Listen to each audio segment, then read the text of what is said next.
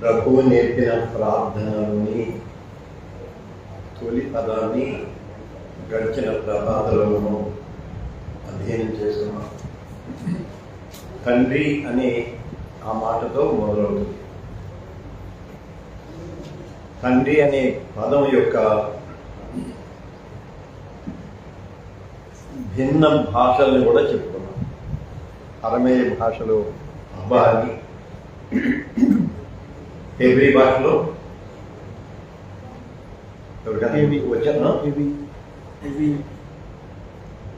ఆవు, ఏవి హెబ్రీ భాషలో ఆవు అని, గ్రీకులు యాటర్ అని ఆ పదాలు వాడారు. ప్రభువు నేర్పిన ప్రార్థన సువార్తలలో 2 సువార్తలలోనే వ్రాయబడి ఉన్నది. మిగిలిన 2 సువార్తలు ప్రస్తావన చేయలేదు అని. ప్రభువు నేర్పిన ప్రార్థన యేసు ఉద్యమానికి ఒక కాన్స్టిట్యూషన్ లాగా ఉన్నది అని చెప్పుకున్నాం. నేను హిస్టారికల్గానే చెప్తున్నా, దేవజ్ఞాన పరంగానే మాట్లాడుతున్నా. సౌవార్తిక కోణంలోనికి నేను వెళ్ళకుండా మళ్ళీ మనవి చేసేది ఏంటంటే, ప్రభువు నేర్పిన ప్రార్థన మీ ఆరాధనల్లో మీరు చెప్పటం చెప్పకపోవటం మీ వ్యక్తిగతం, మీ సంస్థాగతం. సో చెప్పకపోవటం తప్పు, చెప్పటం తప్పు, నేను ఆ ప్రస్తావనలోనికి వెళ్తున్నాను. కానీ లేఖనంలో ప్రభువు నేర్పిన ప్రార్థన కూడా ఉన్నది కనుక మళ్ళీ అది ఎందుకు నేర్పించాల్సి వచ్చింది, దాని వెనుక ఉన్న చారిత్రక కోణం ఏంటి, వాటిని మనం వరుసగా విశ్లేషణ చేసుకున్నాం. తండ్రి అనే మాట యూదులు నిబంధన, ధర్మశాస్త్రం ఈ రెండింటినీ తమ విశ్వాసానికి మూల కేంద్రాలుగా పరిగణించారు. నిబంధన, ధర్మశాస్త్రం. నిబంధన ఏం చెబుతుందంటే, నేను నీకు దేవుణ్ణి, నీవు నాకు ప్రజవు. I am your God, you are my people. మీరు నా ప్రజలు, నేను మీకు దేవుడు.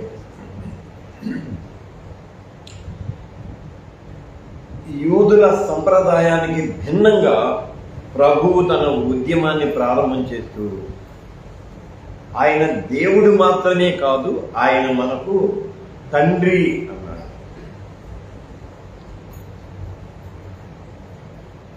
ఇతరులను తండ్రులుగా పరిగణించే సంప్రదాయం యూదులు. అబ్రహాము మా తండ్రి మనం కూడా అంటాం. మనమేమంటాం, విశ్వాసులకు తండ్రి అంటాం. అబ్రహాము మాకు తండ్రి అనుకుంటా మనం అబ్రహాము విశ్వాసులకు తండ్రి అంటాం.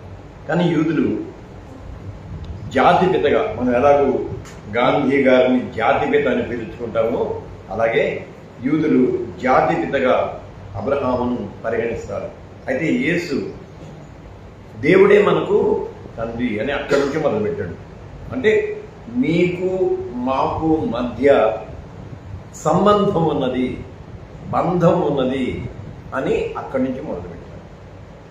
దాన్ని మనం గడిచిన ప్రభాతలో ధ్యానం చేసుకున్నాం. గుర్తున్నా గుర్తు లేకపోయినా నేను చెప్పుకుంటానే అంటాను. ఏదో 1-2 గుర్తుంటాయి కదా అనే ఉద్దేశంతో కనీసం ఆ కొంచెమైనా వింటారు అని చెప్పి నేను ఇక్కడ దీంట్లో లైవ్లో ఇచ్చుకుంటా, రికార్డ్ చేసుకుంటా, నేను యూట్యూబ్లో పెట్టుకుంటాను. ప్రభువు నేర్పిన ప్రార్థన నేను చెబుతున్నా, మిమ్మల్ని చెప్పమంటున్నా. పరలోకమందున్న మా తండ్రి, నీ నామం పరిశుద్ధపరచబడును గాక, నీ రాజ్యం వచ్చును గాక, నీ చిత్తం పరలోకమందు నెరవేరుతున్నట్లు భూమి యందు నెరవేరును గాక. మా దినాహారం నేడు మాకు దయచేయము. మా ఎడల అపరాధములు చేసిన వారిని మేము క్షమించిన ప్రకారం మా అపరాధములను క్షమించుము.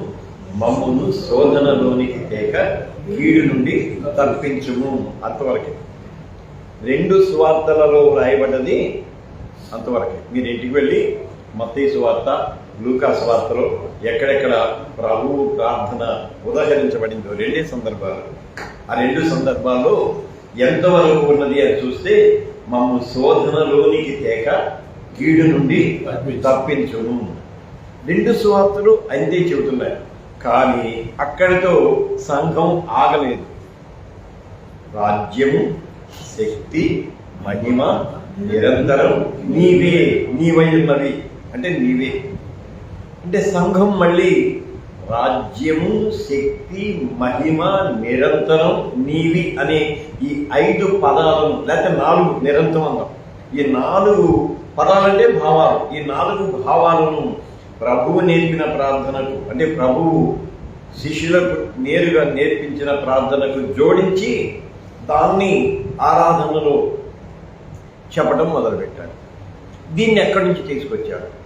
ఇప్పుడు మనం ఏమన్నా అంటే లేఖనంలో లేదు కాబట్టి, అంటే మామూలుగా దీని లేఖనములు రాజ్యము, శక్తి, మహిమ, నిరంతరం నీవై ఉన్నవి అనే మాట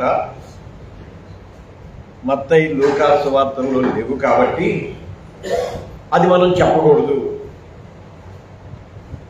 అని ఆధారాలతో చూపించవచ్చు. లేవు కదా, ఇప్పుడు కూడా లేవు, ఆధారాలతో చూపించవచ్చు. అప్పుడు ఎక్కడి నుంచి ఈ భాగాన్ని తీసుకున్నారు? ఎక్కడి నుంచి ఈ చివరి భాగాన్ని తీసుకున్నారు? 1883 అనుకుంటారు, 83, 87. బట్ 1880 అనేది మాత్రం ఖచ్చితంగా గుర్తున్నారు. కాన్స్టాంటైనోపిల్లో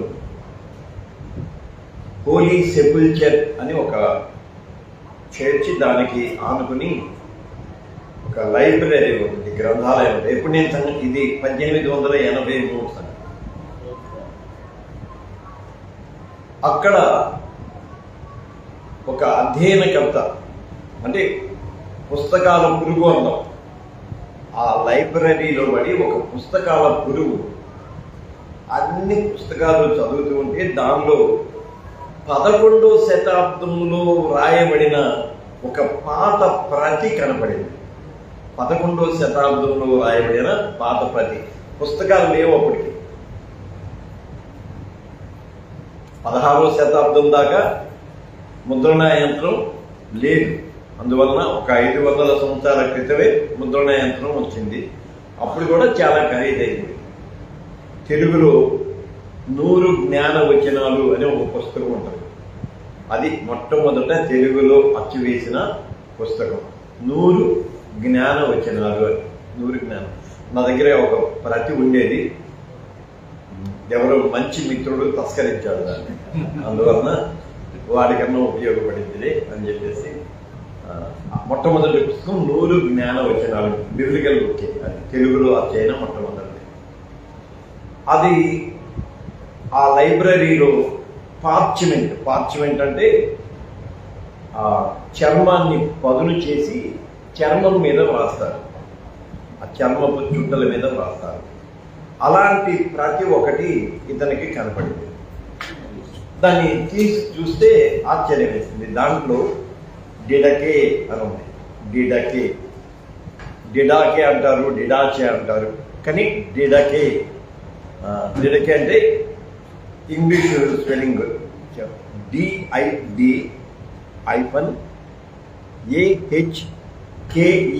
అలా పలకాలి. డిడకే.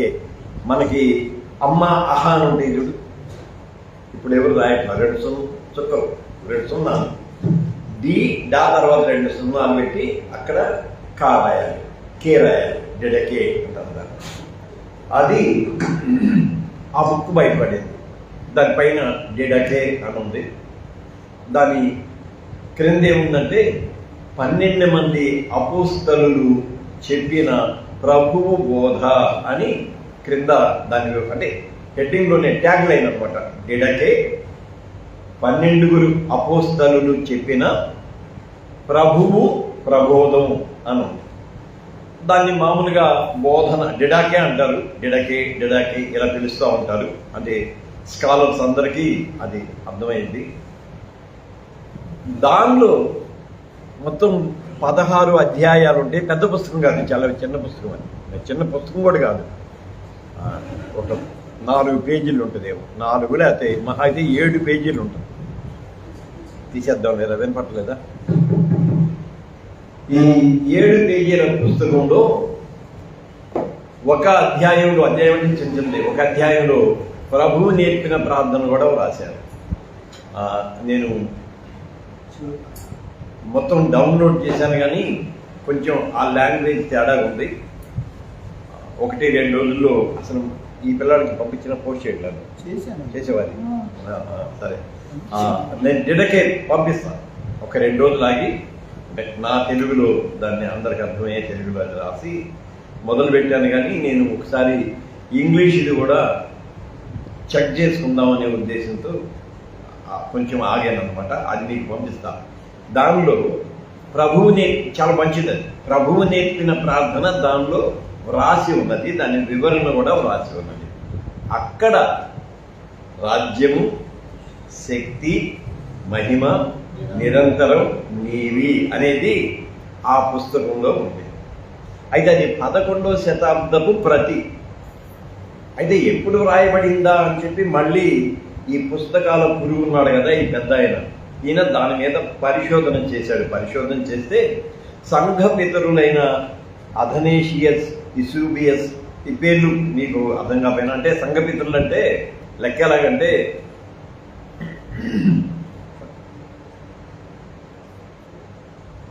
అపోస్తలులు 12 మంది ఉన్నారు. 12 మందికి వాళ్ళ శిష్యులు ఉంటారు.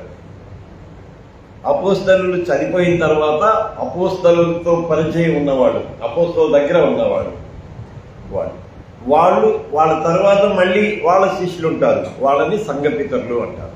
అలాగా ఇసూబియస్ అనే సంఘపితరుడు, అథనేషియస్ అనే సంఘపితరుడు వారి వ్రాతల్లో ఈ డిడాకిని ప్రస్తావన చేశారు. అంటే క్రొత్త నిబంధనలోని గ్రంథాల వరుసలో ఇది కూడా వ్రాయబడి ఉన్నది, కాకపోతే క్రొత్త నిబంధనలో చేర్చబడాల. అప్పుడు ఇతనేమన్నారంటే ఓకే, ఇది తొలి శతాబ్దం నుండి కూడా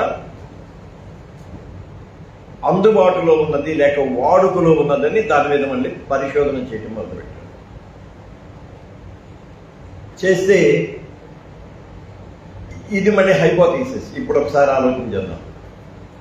ఈ చరిత్ర ఇక్కడ ఆపి యేసు ఉద్యమ రూపాంతర స్థితిలోనికి వెళదాం. యేసయ్యని చంపేశారు. దేర్ ఎంత మేటం, యేసు ప్రభువుని చంపేశారు. 12 మంది శిష్యులు పరా, అంతేనా? వారు గలిలయకు పారిపోయారు. పారిపోయి అబ్బాయి మనకి ఇందుకు వచ్చిన గొడవ, మళ్ళీ మన పని మనం చేసుకుందాం అని అనుకున్నారు. అవునా? పేతురు, యాకోబు, యూహాను, ఆంద్రేయ, ఫిలిప్పు, బర్తలోమి, తోమ, ఈ ముఠ అంతా ఒకే ఊరోళ్ళు, వేరే వేసి చుట్టూ వీళ్ళందరూ కూడా వాళ్ళందరూ వెళ్ళి ఇది చేసుకుని పారిపోయారు. సో యూదా యాజక వర్గం ఉండే, సద్దుకయ్యులు యాజకులు. బంగారు దేవాలయంలో, యెరూషలేములో ఉన్న స్వర్ణ దేవాలయంలో ప్రధాన యాజకులు కానీ లేకపోతే యాజక సమూహం కానీ ఎవరంటే సద్దూకైల సంప్రదాయం వాళ్ళు. సో సద్దూకైలందరూ దే ఫెల్ట్ హ్యాపీ, అమ్మయ్య యేసు ఉద్యమాన్ని మనం సమూలంగా ధ్వంసం చేశాను. కారణం ఏంటంటే యేసేమో మరణించాడు, ఆయన ప్రధాన శిష్యుడు పారిపోయాడు. సో యేసు ఉద్యమం సమసిపోయింది అని అనుకున్నారు. వాళ్ళు అలా సంతోషపడటానికి కారణం ఒకటే, ప్రభువారు సద్దుకైల అధికారాన్ని సవాల్ చేశాడు. మనకు అది అర్థం కాదు, కానీ సద్దుకైల అధికారాన్ని సవాల్ చేశాడు. ఎక్కడ? మట్లాదివారం నాడు యెరూషలేము దేవాలయానికి వెళ్ళి యెరూషలేము దేవాలయం చుట్టూ ఉన్న వ్యాపారాలన్నింటినీ, మనకేం అర్థం కాదు, మనం అసలు ఎంత అనుకుంటాం, ఏంది గువ్వలు వదిలిపెట్టాడు, వాటిని వదిలిపెట్టాడు, వీటిని వదిలిపెట్టాడు. వీటి చర్చి దగ్గర 3-4 కోట్లు ఉన్నాయి. ఏరా తమ్ముడా అంటే ఇక నువ్వే కనుక గుర్తొచ్చావు. వాడు ఎప్పటి నుంచి, ఒక చాలా కాలం నుంచి వాళ్ళు అక్కడ ఉన్నారు కదా. ఒక లెక్కకి వాళ్ళు అక్కడ పాతుకుపోయారని చెప్పాలి. ఏది వ్యాపార రీత్యా ఆ చుట్టుపక్కల ఉన్న వాళ్ళందరితో వాళ్ళకి సంబంధాలు ఉంటాయి. ఎక్కడో నంద్యాల అవతల ఉన్నవాడు వచ్చి 10 మందిని వేసుకొని వచ్చి ఈ కొట్టు మీద పడి కొట్టును లేపేస్తే ఊరుకుంటాడు? నిజం చెప్పు, ఊరుకుంటారా? నువ్వేం తోపుగా తొడుగుగా వీడి మూట వీడుకుంటారా? అందులో వ్యాపారం ఉండరా? సో యేసు చేసిన సాహసం సామాన్యమైంది కాదు. అక్కడ మీకు ఇంకొక అంశం కూడా చెబుతాను. ఇవి నేనే చెబుతాను. నేను అంతే, నేను సో హ్యాపీ చెప్పడానికి నేనేమి ఇదట్లా ఎందుకు చెబుతానంటే, నేను ఆ దృక్పథంలో చదువుతాను. మళ్ళీ లేఖనం ఆధారం లేకుండా నేను ఏమీ మాట్లాడను. మార్కు సువార్తను మీరు జాగ్రత్తగా చదివితే వాళ్ళు మట్టలాదివారం నాడు అదంతా వెళ్ళిన తర్వాత దేవాలయమును పరిశీలించిరి అనే మాట ఉంటుంది. వెతకండి, ఇంటికెళ్ళి మార్కు సువార్త చివరి అధ్యాయాలు చూడండి. వాళ్ళు పరిశీలించిరి అంటే రెక్కీ చేశారు, నా లెక్కలు రెక్కీ నిర్వహించారు. ఆ తర్వాత మళ్ళీ జాగ్రత్తగా చదవండి. ఒక రోజంతా దేవాలయంలో నుంచి బయట నుంచి దేవాలయంలోనికి ఏ వస్తువు రాకుండా కట్టడి చేశారు అని ఉంటుంది. మనం దాని వెళ్ళం. నేను లేఖనమే చెబుతుంది. మార్కు సువార్త అందరి బైబిల్లో ఉంటుంది, నా బైబిల్లో కాదు, అందరి బైబిల్లో ఉంటుంది. ఇప్పుడు చూడబాకండి, అయ్యా ప్రభువా యేసయ్యా నా బైబిల్ చూడు, నువ్వు బైబిల్ పోయి. అందుకే నేను అసలు బైబిల్ కూడా చేయాలి ఈ బాధతోనే. మీరు ఇంటికెళ్ళి చదవండి. నేను అబద్ధం చెప్పను, నిజమే చెబుతాను. ఎందుకని చదువుకున్నాను, అందులో ముసలోడిని అర్థం చెబుతాను అబద్ధం. అందుకని ఒక రోజంతా దేవాలయ అర్చనను, పూజని, సంప్రదాయాన్ని స్తంభింపజేశాడు. యేసు ఉద్యమం సామాన్యమైంది కాదు. మీరు అది జాగ్రత్త. ఒక రోజంతా గుళ్ళో నుంచి బయట నుంచి గుళ్ళోకి ఏది రానివ్వకుండా కట్టడి చేశారు అని ఉంటుంది. గుడి అంటే ఇది కాదు, ఇక్కడ నుంచి బయట కాదు, అది మామూలు గుడి కాదు. దాని చుట్టూ ప్రాకారం, అక్కడ మళ్ళీ ఇటువైపు రోమా సైనికుల కోట, యాంటనీ కోట అంట, రోమా సైనికుల కోట. అక్కడ ఒక శతాధిపతి, ఒక 600 మంది రోమా సైనికులు, మళ్ళీ ప్రధాన యాజకుడి మల్కు ముఠ, వీళ్ళ సైనికులు, వీళ్ళందరూ ఉంటారు. సో ఒకసారి అలా ఆలోచన చేయండి. 600 మంది రోమా సైనికులు, అటు ఇటుగా వీళ్ళు ఎంతమంది ఉంటారో నాకు తెలియదు, కనీసం కొంతమంది అని ఉంటారుగా, ఇంకెక్కువే ఉండొచ్చు. ఈ ప్రధాన యాజకుని సైనికులు, వీళ్ళందరి పర్యవేక్షణలో అసలు బయటికి వెళ్ళడానికి లోపలికి రావడానికి లేకుండా దిగ్బంధం చేశాడు. చంపరబ్బాయి. ఇక యేసు ప్రభుని సిలివేశారు అంటే ఆశ్చర్యపోని అవసరం లేదు, చంపారు అంటే ఆశ్చర్యపోని అవసరం లేదు. ఎప్పటి నుంచి? ఒక 1000 సంవత్సరాల చరిత్ర కలిగిన దేవాలయం అది. సొలొమోను కట్టించిన దేవాలయం, మళ్ళీ ఎజ్రా నెహెమ్యాలు పునర్నిర్మించిన దేవాలయం. తరతరాలుగా అది అలా వస్తూ ఉంటే ఆ దేవాలయం మీద దాడి చేసి దానిని స్వాధీనం చేసుకున్నారు, శుభ్రంగా స్వాధీనం చేసుకున్నారు. సో అందుకని సద్దుకైలు దేవర్ సక్సీడెడ్. చాలా పకడ్బందీగా, ప్లాన్డ్గా వాళ్ళు వితిన్ 1 వీక్, ఆది సోమ మంగళ బుధ గురు శుక్ర, అంతే, వితిన్ 1 వీక్, ఒక వారంలో లేపేశారు. లేపేయడం కూడా ఎలా లేపేశారు? ఇంకా ఎవ్వడు ధైర్యం చేయడానికి వీలు లేకుండా క్రూరమైన శిలువ మరణం. అది కూడా ఎక్కడ? పండగ రోజు ఆ బాటన వెళ్తూ ఉంటాడు, ఆ బాటన అటు ఇటు నడుస్తూ ఉంటారు. పండగ రోజు అంటే ఒక తిరణాల రోజు, పెద్ద పండగ అది. అప్పుడు యేసును సిలువ వేసేసి, ఎవరికైనా భయమే కదా, సిలువేసి చేశారు. అయిపోయింది యేసు ఉద్యమం అనుకున్నారు. 50 రోజులు, వచ్చే 8వ తారీఖు పెంతెకొస్తు, 50 రోజులు అయ్యేసరికి యేసు ఉద్యమం కాస్త క్రీస్తు ఉద్యమంగా రూపాంతరం చెందింది. ఎంత వస్తుంది? క్రీస్తు ఉద్యమంగా రూపాంతరం చెందింది. పరిశుద్ధాత్ముడు దిగి వస్తే 24 పరగణాలకు చెందిన యూదులు వారి స్లాంగ్లో లేకపోతే వారి భాషలో పేతురు ప్రసంగాన్ని అర్థం చేసుకున్నారు. అంతేనా? మీరే చెప్పాలి. అంటే భాషల్ని నేను వ్యతిరేకం కాదు, మీరు ప్రాక్టీస్ చేస్తారు కాబట్టి మీరే చెప్పాలి.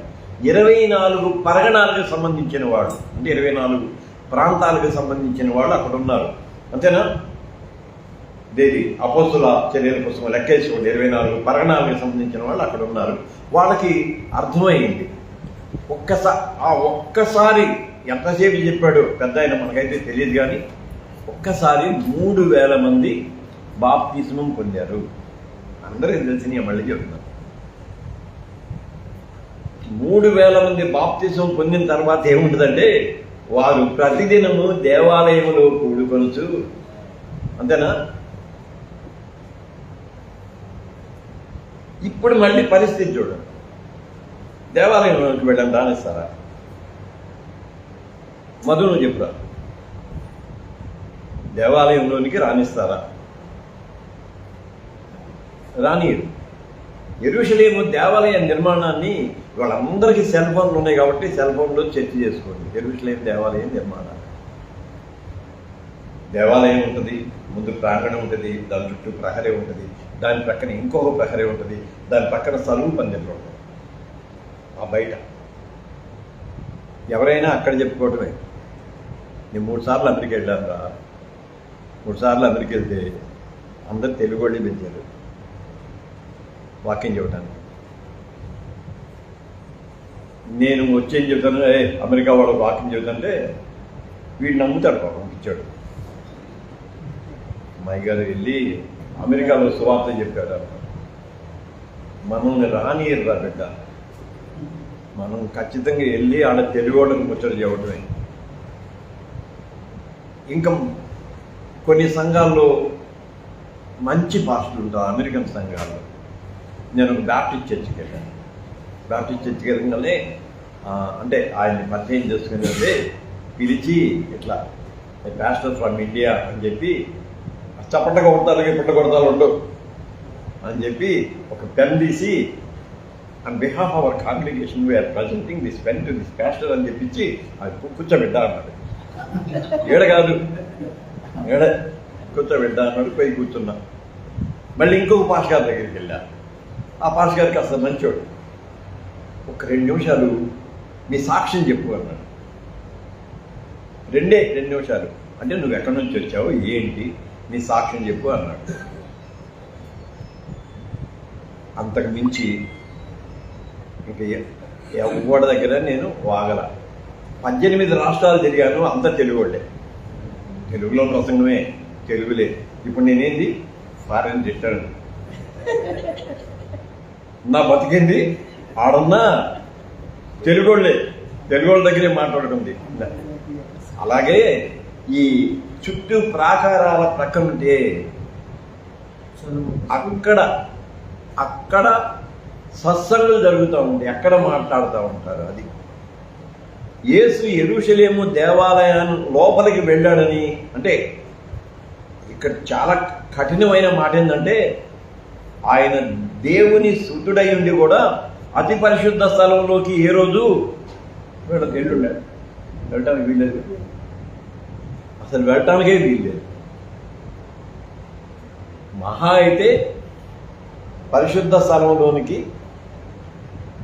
వెళ్ళాడేమో, ఐ డోంట్ నో.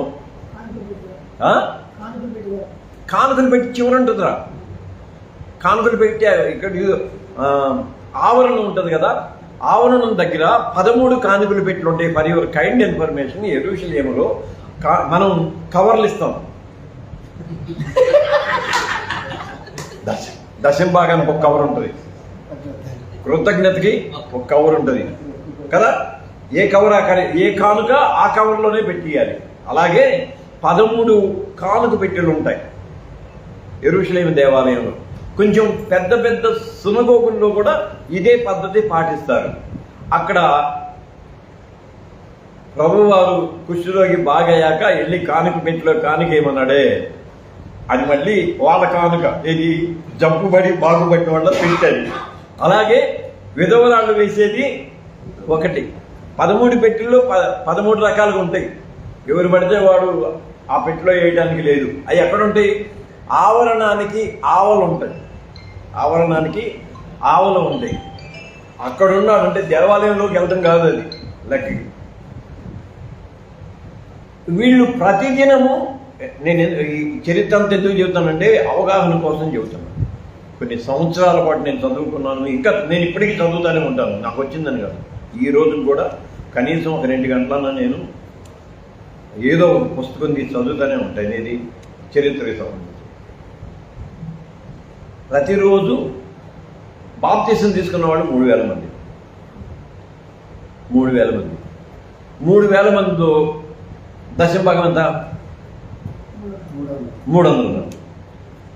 కనీసం 300 మంది ప్రతిరోజు ఆడ కూర్చొని వాళ్ళు ఏ ఆరాధన చేయాలి? వాళ్ళకి తెలిసిన ఆరాధన యూదుల ఆరాధనే. అంతేగా, కొత్త ఆరాధన అప్పటికి పరిశుద్ధాత్మడు దిగొచ్చిన తర్వాత అప్పటికప్పుడు కొత్త ఆరాధన, కొత్త రాగాలు ఏం పెట్టాడా?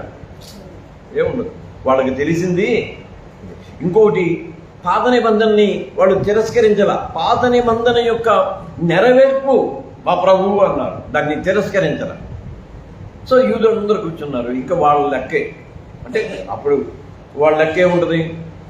కీర్తన పాడాలి, ధర్మశాస్త్రాన్ని చదవాలి, ప్రవక్తల వచనాలు చదవాలి, దానిలో ఒకదాన్ని విశ్లేషణ చేయాలి, కానుకలు పట్టుకోవాలి. మన ఇదే. అప్పుడు ఆ ఆరాధనలో ఇంకొక ప్రభావంలో చెబుతా, యూదుల ఆరాధన సంప్రదాయంలో వాడే విషయాలు. ఆ ఆరాధనలో ప్రభువు ప్రార్థన కూడా వీళ్ళు చేర్చారు. ఎవరు? యూదులు. Most of them are Jews. యూదులు ప్రభు ప్రార్థన కూడా చేర్చారు. ప్రభు ప్రార్థన చేర్చి అక్కడ ప్రభువు నేర్పిన ప్రార్థనతో పాటు అప్పటిదాకా ప్రభు ప్రార్థన నేను అనుకోవడం బహుశా ఆయన బోధనలో ఆయన శిష్యుల మధ్య ఉండొచ్చు, అంతే కదా. ఇది ఆ 3.5 ఏళ్లలో ఆయన శిష్యులు రోజు ధ్యానం చేసుకోవాలి కదా. ధ్యానం చేసేప్పుడు ధ్యానం అయిపోయిన తర్వాత ప్రభువు నేర్పిన ప్రార్థన చెప్పుకొని ఉండొచ్చు, లేకపోతే ఆయన అనుచరులు ఎవరన్నా చెప్పుకొని ఉండొచ్చు. ఎప్పుడు ఆరాధనలో భాగమైంది? వారు ప్రతిదినము యెరూషలేము దేవాలయంలో కూడుకుంటూ వచ్చి అక్కడ క్రైస్తవ ఆరాధన ప్రారంభమైంది. దాంట్లో భాగంగా ప్రభువు నేర్పిన ప్రార్థన వాళ్ళు చెప్పేవాళ్ళు. అప్పుడు మమ్ము శోధనలోనికి తేక కీడు నుండి తప్పించుముతో ఆగలవాడు. అవన్నీ పిటిషన్స్, విన్నపాలు. పరలోకమందున్న మా దగ్గర నుంచి నేను అవన్నీ విన్నపాలు. స్తుతి లేదు, స్తోత్రార్చన లేదు. డోక్సాలజీ అంట. డోక్సా అంటే మహిమ, లాగియా అంటే ప్రకటన, మహిమ ప్రకటన అంటాము. స్తుతి లేదు. అప్పుడు యూదుల సంప్రదాయం ప్రకారం స్తుతిని చెప్పాలి అని చెప్పి వెతికితే దావీదు స్తుతి ఒకటి దొరికింది. దాన్ని తీసుకొచ్చి రాజ్యము, శక్తి, మహిమ నిరంతరం నీవై ఉన్నవి అని దాన్ని కలిపి ఆమేన్ అన్నారు. ఆమేన్ ఇంకా తెలుసుగా. ఆమేన్ అంటే అందరం తదాస్తు అంటాం. తదాస్తు, ఆమేన్. అందరూ ఏకీభవించడం. ఆమేన్ అంటే నేను చేసిన ప్రార్థనని మీరందరూ ఆమోదించడం, మీరు కూడా దానిలో ఏకీభవించడం. అందుకని అవును, ఆయన చేసిన ప్రార్థన జరుగునుగాక అని ఏకీభవించడం. అప్పుడు రాజ్యము, శక్తి, మహిమ నిరంతరం నీవై ఉన్నవి. సరే, మళ్ళీ ఇవి ఊరకనే చాప్టర్. రాజ్యం, నేను మొత్తం అన్ని పదాలు వర్షం చెబుతా వస్తాను. ఈ చివరికి చెప్తాను. రాజ్యము అనంటే ద కింగ్డమ్.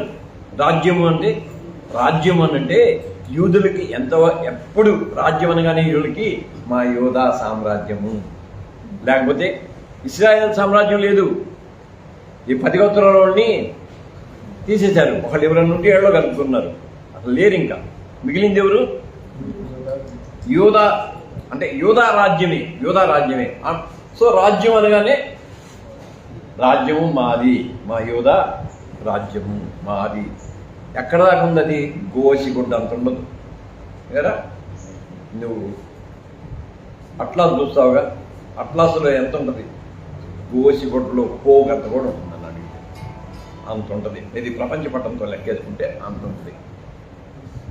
వీళ్ళు లెక్కింది రాజ్యము. రాజ్యం ఎవరిది? యూదులది. మళ్ళీ ఈ రాజ్యానికి ఉన్న చరిత్ర ఏంటంటే, రాజ్యం ఏ రోజన్నా నిలకడగా ఉందా? నంపదగా ఏ రోజు నిలకడగా లేదు. సౌలు, దావీదు, సొలొమోను కథం. అక్కడి నుంచి మళ్ళీ 2 ముక్కలు, మళ్ళీ 10 సంవత్సరాలు అషూరు చెరకి, మళ్ళీ మిగిలిన వాళ్ళు బబులోను చెరకి. రాజ్యం ఆడింది, ఇంకా రాజ్యం లేదు. సరే, పారసీకుల పుణ్యాన, కోరేషు పుణ్యాన రాజ్యం పునరుద్ధరించబడిందంటే సామంతులు కూడా కాదు, పాలితుల్లాగానే ఉన్నారు, కానీ పాలకులుగా స్వయం ప్రతిపత్తి పాలకులుగా ఉన్నారు. కాకపోతే ఎందుకు క్రైస్తవ సంఘం లేకపోతే క్రైస్తవ థియోలోజియన్స్ ఇగ్నోర్ చేస్తారో నాకైతే తెలియదు. కానీ యోధా మకబీ, ఇంటర్ టెస్టామెంటల్ పీరియడ్లో యోధా మకబీల తిరుగుబాటు అంటాం కదా, యోధా మకబీ వాడు లేచి ఎట్టయితే మళ్ళీ వాళ్ళ రాజ్యాన్ని సంపాదించుకున్నాడు, బ్రహ్మాండంగా సంపాదించుకున్నాడు. మళ్ళీ దేదీప్యమానంగా రాజ్యాన్ని ఒక 150 సంవత్సరాలు పరిపాలన చేశారు, అంతే. ఆ తర్వాత మళ్ళీ అలెగ్జాండర్, వీళ్ళు రోమన్స్, కథం, ఏం లేదు. వీళ్ళకి రాజ్యం ఆడుంది, ఎంతకాలం ఉంది? లేదు. రాజ్యము నీది అన్నాడు. ఇప్పుడు రాజ్యము యూదుల లెక్కలో రాజ్యం ఎవరిది? దావీదు కుమారునికి జయము. దావీదు కుమారుడు అనేది, మనం యేసుని దావీదు కుమారుడు అనేది వేరుగా చూస్తాం, కానీ వాళ్ళకు దావీదు కుమారుడు అంటే దావీదు గోత్రంలో వచ్చినవాడు, దావీదు లినియేజ్లో వచ్చినవాడు, అంతేగా, ఆయన లైన్లో వచ్చినవాడు, ఇంకంతే. కానీ రాజ్యం మంద కాదురా, రాజ్యం దావీదుది, రాజ్యం యోధాది కాదు, రాజ్యం దేవునిది. రాజ్యం దేవునిది. దేవుని రాజ్యంలో యూదులు, హెల్లేనీయులు, స్కిథియన్లు, బార్బేరియన్లు ఇది ఉండదు. అందుకని ప్రభువు ఒక సంకుచిత మత భావనని సార్వత్రిక ధోరణిలోనికి తీసుకొని రావడానికి ఎంత సిద్ధం చేసుకుంటూ వచ్చాడు, ఎంత సిద్ధం చేసుకుంటూ వచ్చాడు. రాజ్యము నీది. రాజ్యం తర్వాత శక్తి నీది. శక్తి, శక్తి అనే మాట చాలా మాట. ఇప్పుడు శక్తి అనేది ఏంటంటే, నా బలాన్ని నేను ప్రదర్శించడం శక్తి. శక్తి అనే మాటకి నా బలాన్ని నేను ప్రదర్శించడం శక్తి. గుంటూరులో దిగుగానే మౌర్య హోటల్కి వెళ్తాను, బస్ స్టాండ్ ఎదురుగున్న మౌర్య హోటల్కి వెళ్తాను. వీడు జాన్సనో లేకపోతే లూకానో కిరణో లేకపోతే ఇస్రాయేలో ఎవడో ఒకటి తీసుకెళ్ళి చపాతీ ఆర్డర్ చేస్తాను. చపాతీలో వాడు ఉల్లిపాయలు ఉల్లిపాయ ఇది వేసిన తర్వాత నిమ్మకాయ చేస్తాడు, సగం కోసి నిమ్మకాయ చేస్తాడు. అప్పుడు నేను అక్కడ నా బలాన్ని ప్రదర్శించుకుంటా. నిమ్మకాయని నేను చేతితో ఇలా గట్టిగా పూర్తిగా పిండితే, అమ్మయ్యా నాకు ఓపిక ఉంది. రాత్రి కూడా 2 నిమ్మకాయలు పిండి వాడు చెబుతున్నాడే, ఐ హ్యావ్ సక్సీడెడ్, పర్లేదురా, నేను నిమ్మకాయని, అదే చిన్న మాటే కానీ మా వయసుకి అది పెద్ద మాట రా బాబు. చేతితో పూర్తిగా పిండాలి. పిండి, that is Shakti, that is power. అంటే నేను ప్రదర్శించే నా శక్తి, నా శక్తి ఎంత? మళ్ళీ మానవ శక్తి ఎంత? 100 బస్కిలు తీసేవాడిని వయసులో ఉన్నప్పుడు, పెళ్లిగా ముందు 100 బస్కిలు తీసేవాడిని. ఏది వెనకాల వాడిని ఇంకొకటి ఎక్కించుకొని బలుపు. ఇప్పుడు బస్కిలు తీస్తే అయిపోతాం. అంటే మానవ శక్తి కృంగిపోతూ ఉంటుంది, కానీ ఆయన శక్తి నీది. ఎవరికి? నీలో ఉన్న శక్తి ఆయనదే, నాలో ఉన్న శక్తి ఆయనదే. అసలు ప్రపంచాన్ని నడిపే దివ్య శక్తి ఆయనది. రాజ్యము, శక్తి, మహిమ నీది. మహిమ అనే మాటని పండితులు ఎలా వివరిస్తారంటే, శక్తి యొక్క సౌందర్యం మహిమ అన్నారు. The beautification of power is glory. శక్తి యొక్క సౌందర్యం ఎక్కడ చూస్తాం ఆయన మహిమని? తాబోరు కొండన్నాను కానీ ఇదేది రూపాంతర పర్వతం మీద ఆయన మహిమను చూశారు. ఆయన శక్తి యొక్క రుచిని ఈ అమ్మాయి ఉందే, 12 ఏళ్ల అమ్మాయి, 12 ఏళ్ళు రక్తస్రావ రోగంతో బాధపడ్డ ఈ బిడ్డ ఉందే, వస్త్రపు చెంగు తాకిన వెంటనే ఆయన ఏమంటాడు, ప్రభావము నాలో నుండి వెడలిపోయాను. అది ప్రభావం అంటే మహిమ యొక్క ప్రభావం ఆమెలోకి వెళ్ళింది. మహిమ యొక్క సౌందర్యాన్ని రూపాంతర పర్వతం మీద వాళ్ళు చూశారు. అసలు ఎంత ఆశ్చర్యపోయారు చూసి. అబ్బాయి 3 అపార్ట్మెంట్లు కట్టుకుందాం, వేడే ఉందాం అంటున్నారట. అది అంటే మహిమ అంటే శక్తి యొక్క సౌందర్యం, అది ఇవన్నీ నీవే అన్నాడు. ఇప్పుడు నేను ముగించేస్తాను, ఇవాళ చాలా టైం అయింది, ముగించేసేస్తాను. రాజ్యము ఎవరిది? తండ్రిది. శక్తి కుమారునిది, పునరుద్ధాన శక్తి. అంటే రాజ్యము, శక్తి, మహిమలో మళ్ళీ త్రిత్వభావాన్ని ఎలాగూ ఆదిమ సంఘం ఇమిడ్చిందో అందుకని దాన్ని అలాగే నిలిపి ఉంచారు. రాజ్యము తండ్రి అయిన దేవునిది, శక్తి ప్రభువైన యేసుక్రీస్తు పునరుద్ధానంలో వెల్లడైన శక్తి మళ్ళీ వాగ్దానం కూడా. నేను ఎలాగూ పునరుద్ధానం చెందానో అలాగే నా యందు విశ్వసించిన వారిని, విశ్వసించని వారిని కూడా నేను లేపుతాను. అసలు మానవాళి అంతటికీ, ఎందుకంటే నేను చేశాను కాబట్టి మానవాళికి అంతటికీ నా వాగ్దానాన్ని, నా శక్తిని ఇస్తున్నాను. అందరూ లేస్తారు, నమ్మినవాడు చివరకు ఆయనను పొడిచిన వాడు కూడా ఆయనను చూచును అని ఉంది. శక్తి కుమారుడు, మహిమ పరిశుద్ధాత్మ దేవుడు. ఎందుకు? పరిశుద్ధాత్మ దేవుడు ఈ ప్రభు యొక్క శక్తిని, తండ్రి యొక్క సంకల్పాన్ని నిత్యము బయలుపరుస్తూ ఉంటాడు కాబట్టి అందుకని రాజ్యము, శక్తి, మహిమ నిరంతరం అంటే ఇంకెప్పటికీ, ఇప్పుడు యుగాంత పర్యంతం మనకు తెలిసి, కానీ యుగాంతానికి అవతల కూడా నిత్యం అంటే ఆది అంతములు లేని వరకు నీ రాజ్యం ఉంటుంది, నీ శక్తి ఉంటుంది, నీ మహిమ ఉంటుంది. అది నీదే, మళ్ళీ నాది కాదు, అది నీదే అని అప్పుడు ఆమేన్ అని అన్నారు.